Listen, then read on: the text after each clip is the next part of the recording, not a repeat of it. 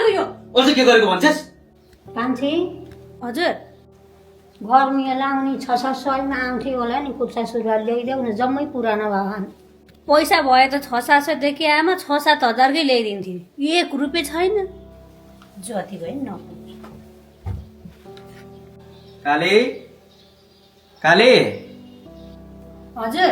ताछि के बुढो तपाईसँग एउटा कुरा गर्नुपर्ने थियो के कुरा र भन न। आमा कुनै औँसी पनि आउन लागिसक्यो अब मम्मी यहाँ हुनुहुन्न बाहिर हुनुहुन्छ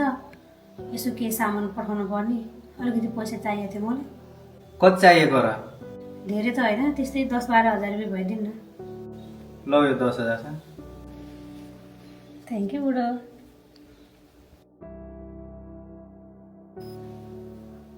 कान्छी के मिलागी यो के आमा मेरो मम्मी विदेशमा हुनुहुन्छ नि त अनि अब नेपालबाट एकजना यहाँ जाँदै हुनुहुँदो रहेछ अङ्कल अनि उहाँसँग चाहिँ यसो आमा कुनै औँसीको भाग चाहिँ पठाइदिउँ कि भनेर नि त परेको परेन आमा पर्यो त्यो साडी किने ठाउँ 6-700 को कुर्ता सुरुवाल थिएन अनि कहाँ आमा 6-700 जाने कुर्ता ल्याउने ठाउँबाट लिएर आएको साडी हो त यो त ब्रान्डेड साडी हो यो जस्तो पाए त्यस्तै लाउनु हुन मम्मीले फेरि विदेशमा हुनुहुन्छ कति पर्यो नि त्यो साडीलाई त्यस्तो खासै पैसा परे त होइन आमा यो साडी यताउता खात्रा खुत्रो गर्दाखेरि त्यही 8-10 हजारको सामान हो यो काले रेडी गर्यो त सामान? गर्दैछु रेडी अनि आफ्नो मम्मीलाई यत्रो सामान ल्याउँदाखेरि आमालाई यसो के ल्याइदिनौ? या बुढा आमालाई केही पनि खाँचो छैन के त्यही पनि 4-5 जना दिदीबहिनी हुनुहुन्छ के ल्याइदिइहाल्नुहुन्छ दिदीबहिनीले मलाई के खाँचो हो र ल अब तिमीसँग बोलेर त मैले कहिले नै सक्ने हो र।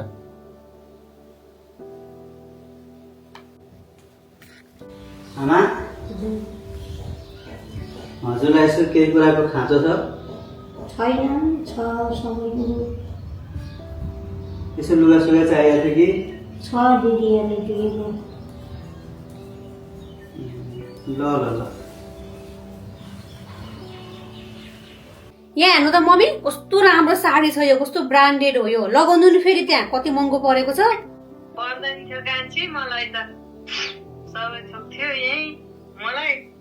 आमालाई के किन्दैछ त या तपाईँ पनि अति ल्याङ गर्ने कि खालि आमा आमा आमा भनेर बैशाख आएको छ र भनेको तपाईँलाई पो अहिले पठाउनु पर्ने भएको भएर अहिले किनिदिएको त किनिदिनु नि केही केही ए ल ल यसो चाहिने कुरा सोधेर किनिदिइहाल न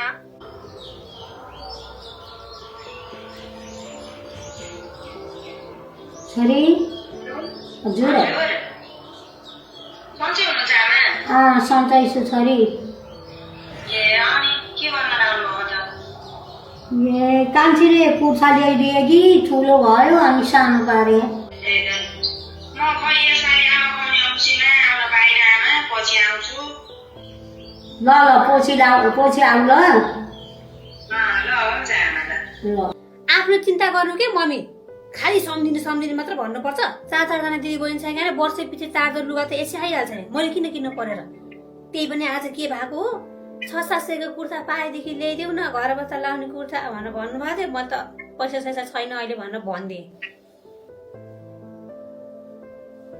म अहिले गर्छु ल मम्मी के गरेको यो अझ के गरेको भन्छस्? तेरी आमालाई चाहिँ पर्दैन भन्दा भन्दै यति महँगो साडी किन्ने पैसा हो नि आमाले बिचारा त्यो 600-700 को लुगा ल्याइदियो भन्नुभएको रहेछ त्यति 600-700 को लुगा ल्याइदियो भन्दा नि तसँग पैसा नहुने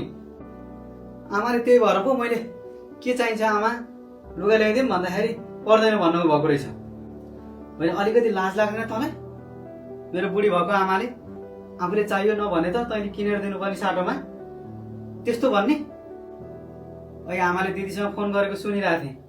के गर्दै हुनुहुन्छ आमा भन्दाखेरि कान्छी बुवाले लुगा ल्याइदिएको थिएँ अलिकति ठुलो भयो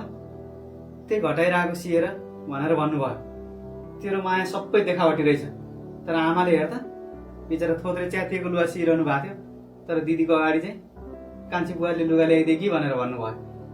आफूले नलगाएर भए त त्यो आमालाई दिनुपर्ने साटोमा तैँले यस्तो व्यवहार गर्ने है त्यस्तो होइन कस्तो हो सबै व्यवहार देखिसकेँ मैले तेरो सबै माया नाटक रहेछ सबै मैले यस्तो कहिले पनि सोचेको थिइनँ